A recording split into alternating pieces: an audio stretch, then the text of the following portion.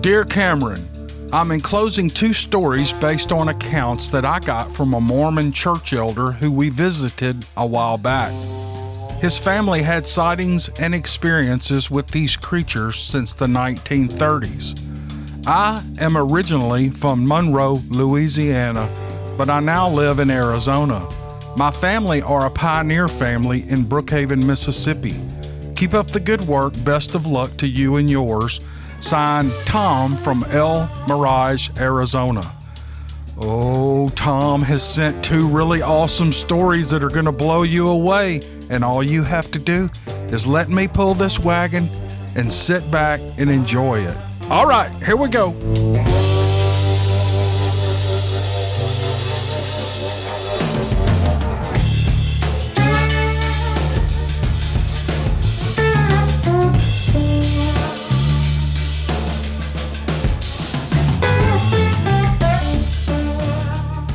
The Elder's Tale.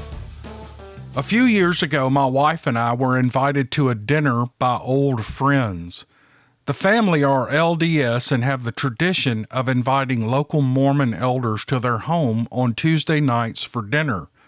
It is a special treat for these young men who have chosen to leave home for 2 years to spread their faith. Upon arriving, we were introduced to the 2 young elders. The surprise for me was that one, Elder Lux, was from Spring Hill, Louisiana, which is just 90 miles from my hometown of Monroe. We had a genuinely nice hour or so of visiting and talking about home. We had much in common, even though he was in his early 20s and I was in my early 70s.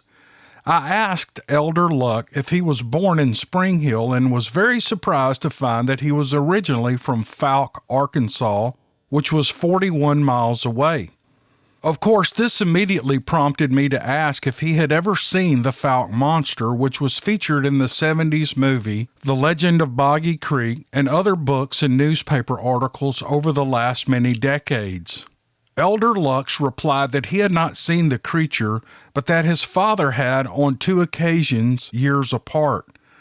As a very young boy, he and his family, who lived alongside Boggy Creek, had on a few occasions experienced some strange and frightening moments, which they attributed to the creature.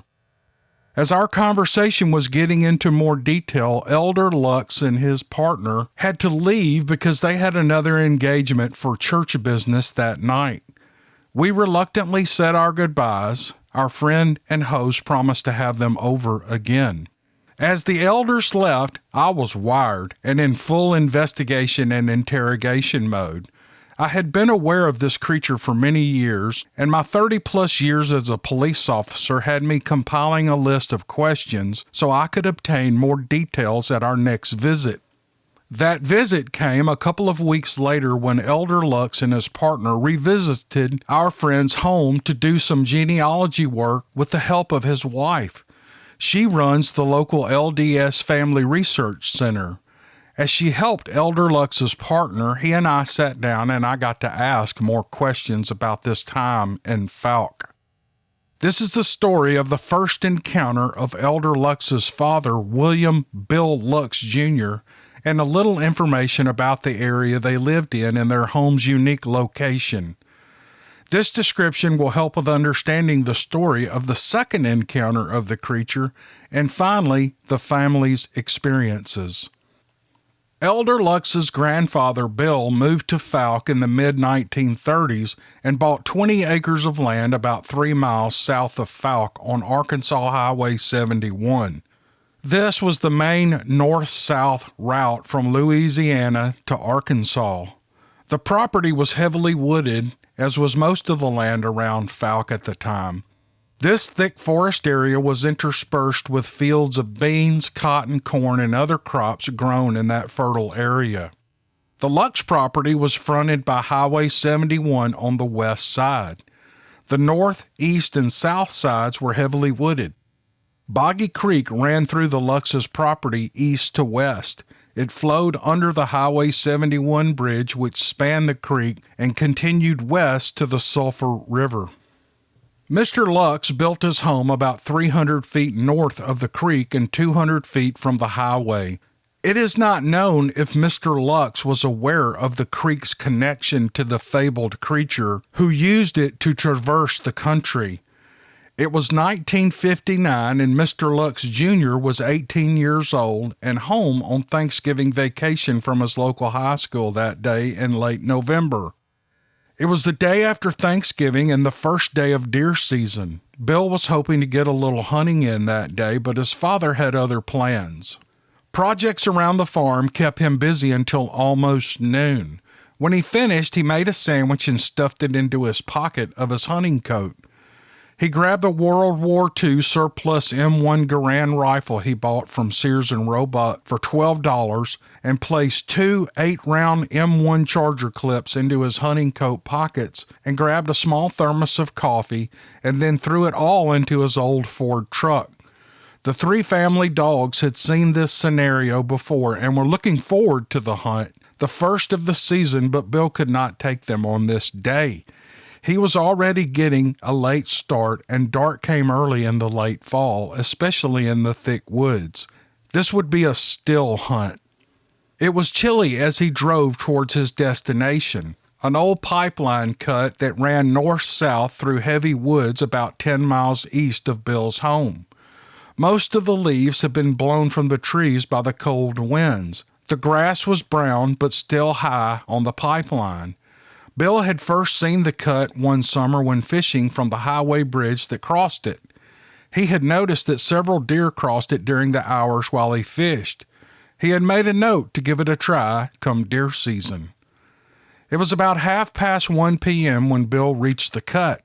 He crossed the bridge and parked his truck off the highway. He took out his rifle, grabbed his thermos, stuck it in his hunting coat pocket, and crossed the road to the north side of the bridge and looked over the cut.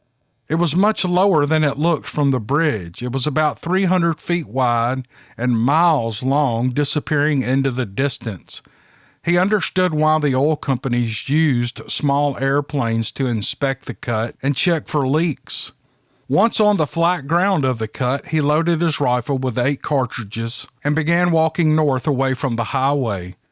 The stiff, knee-high weeds and grass made quite a bit of noise as it rubbed against his thick canvas hunting trousers. He moved to the south side of the cut, nearer the tree line, looking for a good place to hold up and do his hunt. About a half mile from the road, he found a place where he could see easily in both directions and, if necessary, safely fire back towards the highway. Bill could see well from his vantage point about 10 feet into the brush off the side of the pipeline. It was quiet. A wind high in the trees was rustling the leaves that had not yet fallen.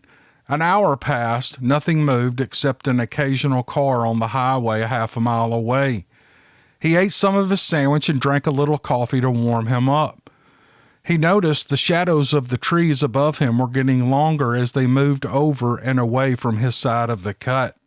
It was now near 3:30 p.m. He had been there 2 hours. He thought, I cannot wait much longer. It was getting cold and he didn't want to be getting home at dark. There would be evening chores to do and supper.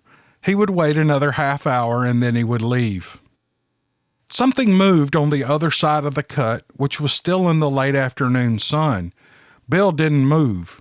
He estimated he was about 200 yards away to the south of what attracted his attention.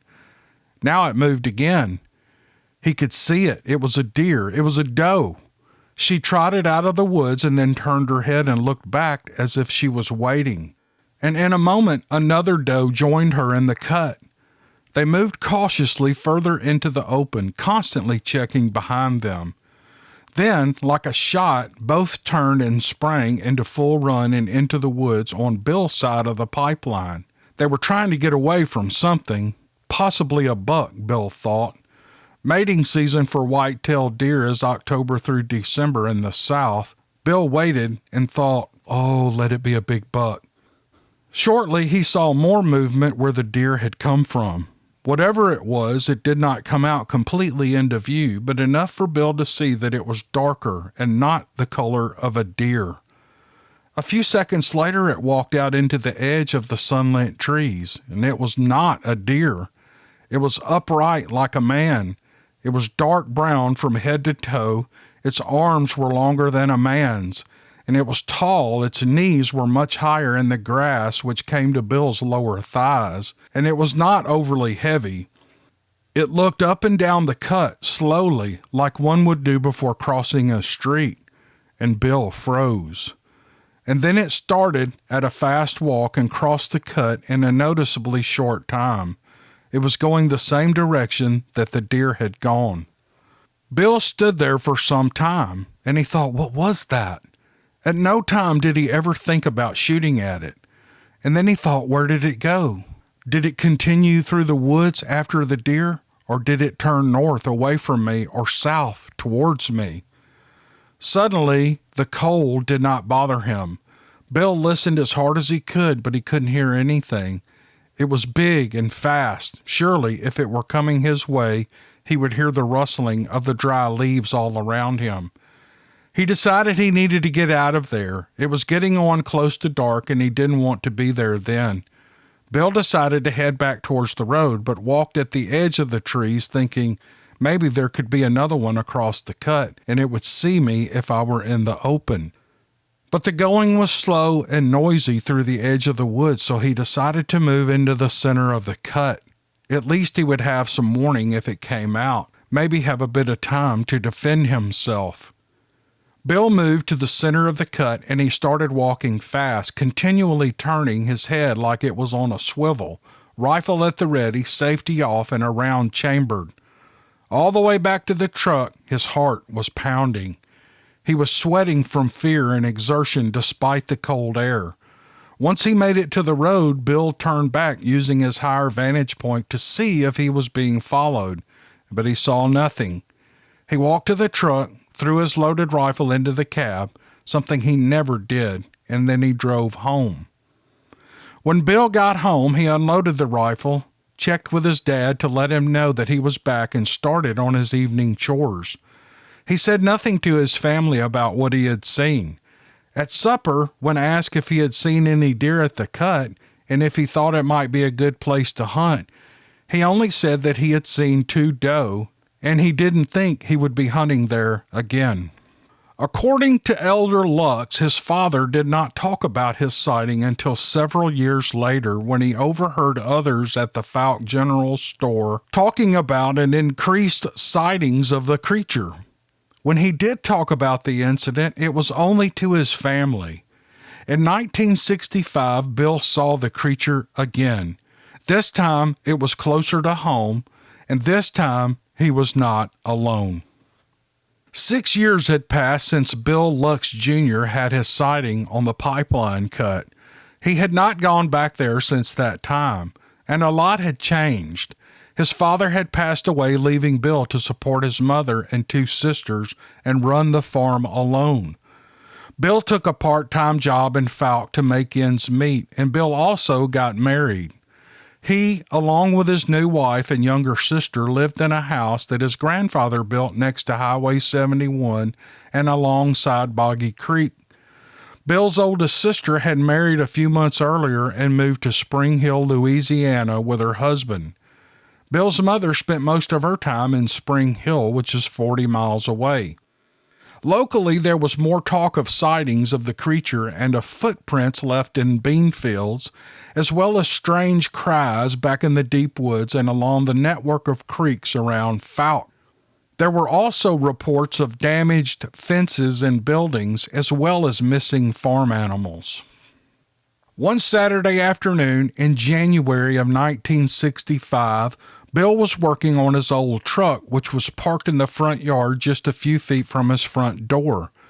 His youngest sister and his wife were in the house. Bill had his head under the hood of the old vehicle, trying to discern its latest malady. It wasn't until his little feist dog had gotten between his feet that he noticed its shaking and whimpering. Bill looked around and he saw nothing, thinking it was frightened by another dog, a skunk, a raccoon, or any manner of critter that passes through the farm at times, but he still didn't see anything. Bill returned to his work, but the dog continued to whine. Bill looked under the truck and he saw nothing. He walked around the truck and saw nothing. He then noticed the dog was staring off across the road, which was about 200 feet from the front of the house. Bill looked carefully at the tree line just on the other side of the pavement. There, next to a large oak tree and somewhat in the shadows, was something stooping down watching Bill and the dog. He could tell it was large because of the size of the tree it was near. Bill tried not to give away the fact that he had seen it, and he scolded the dog and moved back to the front of the truck where he could look through the lower windshield and rear window to the woods on the other side of the road. It was still there. This time it appeared to be sitting and watching. Bill called out quietly to his wife and his sister, asking one of them to bring him his rifle, which he kept beside his bed, and to put it just inside the open front door. Bill explained what was happening, and he told them to carefully look out the window towards the large tree across the road, and they both saw it. Bill picked up the little dog and went into the house, and he closed the front door. After a delay of only a minute or so, he looked through the blinds of the window. The space next to the tree was empty. Bill picked up his rifle and went from window to window, checking all four sides of the house in case the creature came across the road onto the property, and he saw nothing. Bill estimated that the creature had been watching him for 20 minutes. The dog had been whining for at least 10 minutes before Bill checked on him and saw the shadow next to the tree. This was the last time Bill saw the creature, but not the last time it would bring fear into their home. Over the next 9 years, sightings continued around Fouke and reached a peak in 1974. They got to the point where Bill installed floodlights on the corners of his house that would illuminate the yard for some 100 feet away. He had the local power company put a light pole in his front yard with a bright light that would burn all night. He trimmed down the grass and small trees for 200 feet around the house. For Bill and his family, there would be more occasions when they felt afraid. Each started much like the last, always at night. The three family dogs, which slept outside the house and were known to chase anything on four legs, would begin wailing and barking and bashing into the front screen door, wanting to get in. One of the family would open the door and almost get knocked down by the dogs, who would go behind the couch or under a bed. The door would be locked, blinds would be drawn if they weren't already, and all four spotlights would be turned on. Bill and one of his sons would pick up their weapons and go from window to window while the rest of the family sat quietly in the center of the dimly lit house.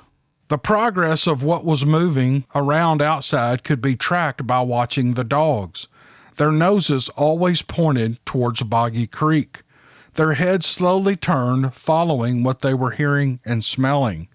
Once it was gone, they quit shivering and they came out from their hiding places. In the year 2000, Bill and the family decided that they had had enough of farming and of the small-town uneasy life of Fouke. They followed Bill's sister and moved to Spring Hill. They joined the LDS church there, and later the elder would be born.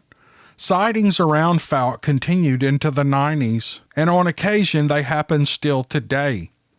The old farmhouse Bill's grandfather built is no longer there.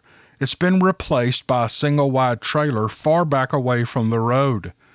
The fields are there too, but most of the timber around the old Lux farm is now cut, and the field grows rows of soybeans. Old Highway 71 still there, although the new highway has been built to speed along those folks going from Louisiana to Arkansas. And the creek, Boggy Creek, is still there just as it has been for centuries. And the creature? Well, some of those who still live around Fouke say he's still out there too. Man, what a great story. Tom, thank you so much for taking time to write this down. I know what you mean when you hear I'm the same way. When I hear someone bring up Bigfoot or talk about an experience with Bigfoot, or, if the topic just comes up in general discussion, man, my antennas go up and I start asking 1,000 questions. And I wasn't even a cop, but I'm real inquisitive about those things and a lot of other things.